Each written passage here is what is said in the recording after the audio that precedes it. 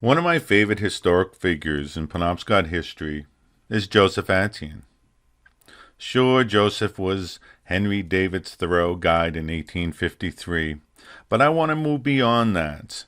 I want to look at Joseph Attean and how his life embodies many aspects of our tribe's history. Joseph was born on Christmas Day in 1829. Our community has a long history of Christianity. This was introduced in the 17th century by black robes, Jesuit priests. In fact, St. Anne's Church on Indian Island is one of the oldest continually operating sites of worship in North America. Joseph died a hero in Maine history on the 4th of July in 1870. A very patriotic day to die. Our community has rich military tradition. Countless generations of Penobscot people have fought in wars for the United States of America. In fact, Penobscots have fought and died in every war in defense of this country since the birth of this country. Joseph was also a leader in the community. He was a chief of the Penobscot Nation. At the time of his office, however, this title was governor.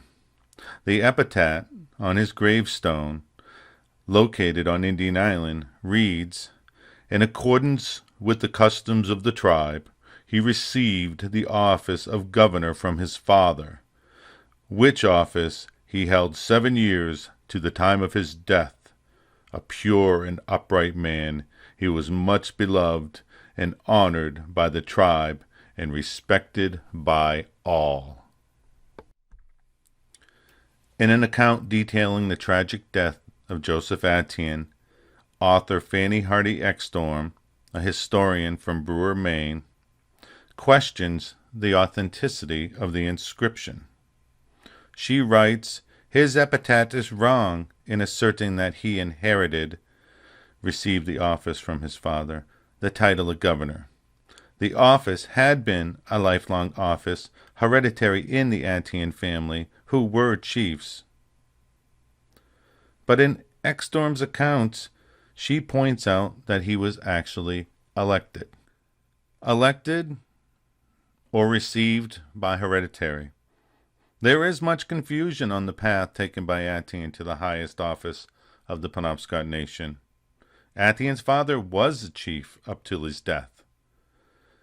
However, it was at that time the state of Maine imposed changes to our chief-making. The leadership of the Penobscot Nation would be chosen by election. The confusion comes when Joseph Attean, the would-be chief of the hereditary system, runs for office and wins. Joseph Attean essentially becomes our first elected governor in our history and our last hereditary chief. The change to the system was due to political differences between the old party, who wanted the hereditary system, and a state-influenced new party. And the election didn't solve this. It just intensified those differences.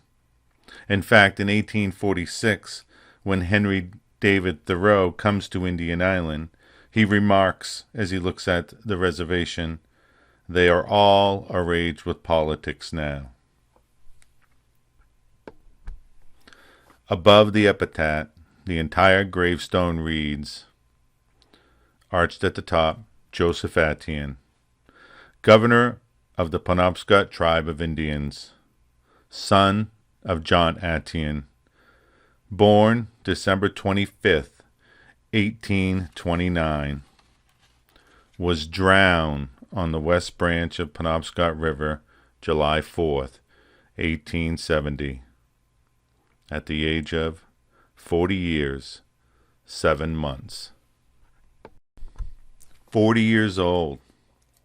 His death has become part of a narrative that gets little attention in the annals of Maine history. However, Fanny Hardy Xstorm, in her book The Penobscot Man, chronicles many deaths on log drives on the west branch of the Penobscot in the 19th century. This book is a stark contrast to the towering symbol of Paul Bunyan, which is in Bangor, Maine. Bangor, Maine was the lumber capital of the world when Thoreau visited. Her book shows us real men who may have less physical stature than Paul Bunyan, but are giants in bravery and integrity. Joseph Attean was one of the finest of these men, dying on the last drive of the season in 1870, dying a hero in Maine history. According to Fanny Hardy Xstorm, and corroborated by newspaper accounts, the location of Attean's death was an area called Grand Falls, Blue Rock Pitch, and Island Falls, located on the Penobscot River's main channel between Shad Pond and Quakish Lake. This 4-mile portion of the river drops 112 feet from Quakish Lake to Shad Pond at the confluence with Millinocket Stream. Traveling up the river, canoeists would enter Shad Pond, essentially a bulge in the river created by the influx of Millinocket Stream from the north and Nolacemic Stream coming from the south. Here, native canoe route went up Millinocket Stream. By going up the stream, you could go all the way to Millinocket Lake and portage into Ambejijis, or you could traverse Millinocket just 2 miles and take a 2-mile portage to Quakish Lake. In 1820, Joseph Treat, surveying for the new state of Maine, traveled to the area with Lieutenant Governor, the Penobscot John Neptune. He was second in command to Joseph Attean's father, John Attean. Treat and Neptune explored the main channel towards Grand Falls. We arrived at the pond at 11:30 and take a sketch of the pond from the mouth of Millinocket Stream, then proceeded up the pond and river to Grand Falls. Here we see nature's curious work. On each side is a bluff head of slate stone for several rods below the river, which appears to have been worn upstream, and the appearance of water wherein the rocks 20 feet above the level of the water. The rocks carved into shapes, large holes gutted and worn down. In 1846, on his way to climb Katahdin, Henry David Thoreau didn't go to the falls, but he mentions them. He writes, began to pole up Millinocket 2 miles to Elder Fowler's place in order to avoid the Grand Falls of the Penobscot.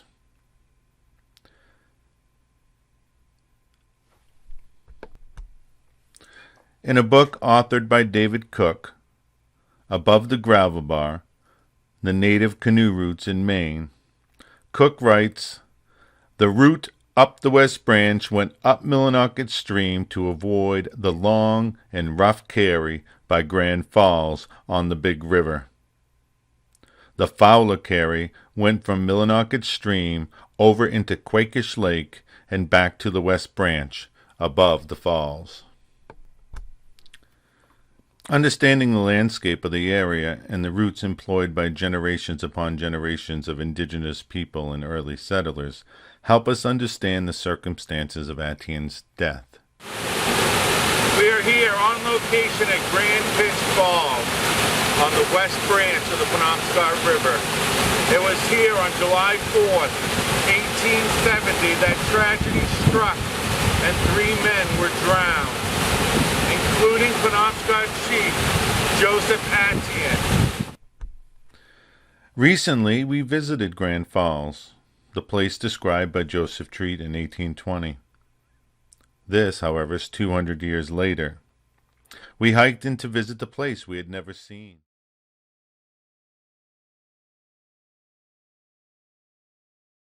Well, I saw it the day prior as I flew over in an airplane. So I'd never seen this place in my whole life, and I saw it back to back, and they were quite different on each day. On this day, as we pass over Island Falls, you can see that there's an abundance of water in the channel. When we hiked in the following day, the rocks went from shore to shore with very little water in the stream.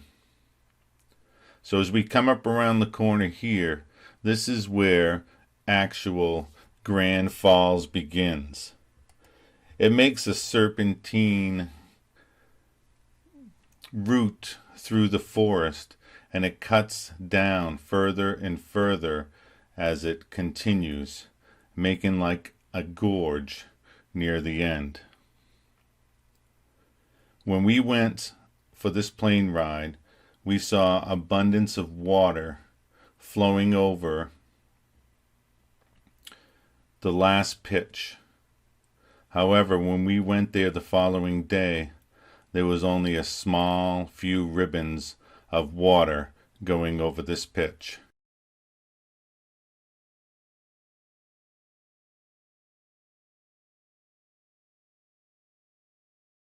When the town of Millinocket was founded, it was founded around a paper mill. To generate power for the mill, the founders built a series of dams and canals. The stone dam on Quakish Lake created Ferguson Lake to the east. At the easternmost end of Ferguson, they dug a canal and underground tunnels to move the new head of water to generate power for the mill, which is situated on the shores of Millinocket Stream. Today, the water flows through these man-made structures and down Millinocket Stream, providing little water to the great series of falls below Quakish Lake on the main stem of the Penobscot River. At the time of Attean's death, the dam at Quakish Lake didn't exist. It was created in 1899. Although the well-established portage was used almost exclusively, rather than the channel, you cannot portage a log drive. That team of logmen on that July 4th had to deal with the difficult part of the river. What were the circumstances around Joseph's death? According to Xstorm, the water was very rough that morning. On a falling, driving pitch, it is always roughest. There was that crowning current heaped up in the middle that would push boats up on the shore. There were the log jams making the channels narrow and crooked, and there were the rocks, not less cruel because cushioned with great boils of water. Very tough conditions for even the finest boatmen, and the crew on this Independence Day holiday was short-handed.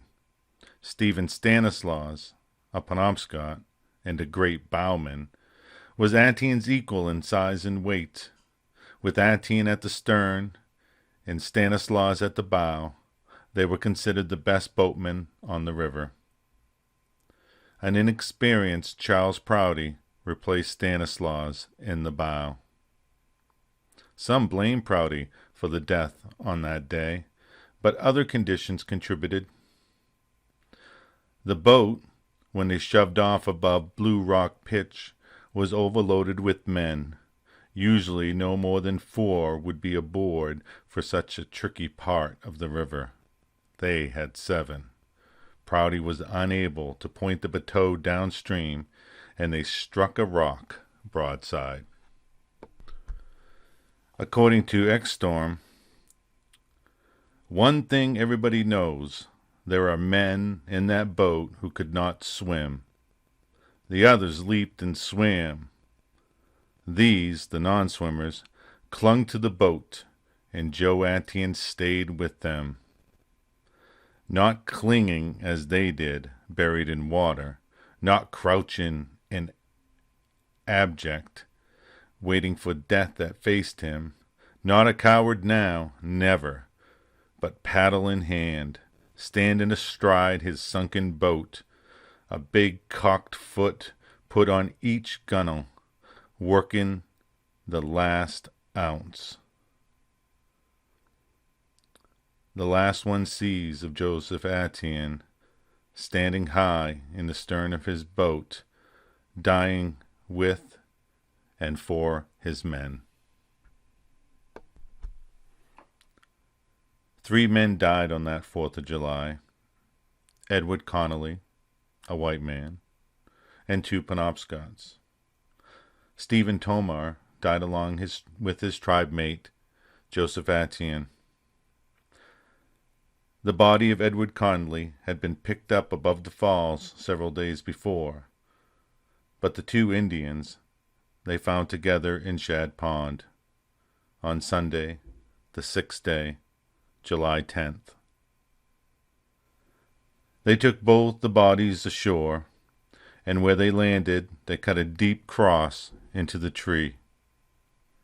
And because they could not treat lightly anything which had belonged to so brave a man, Joseph Attean's boots, they hung upon a limb of the tree.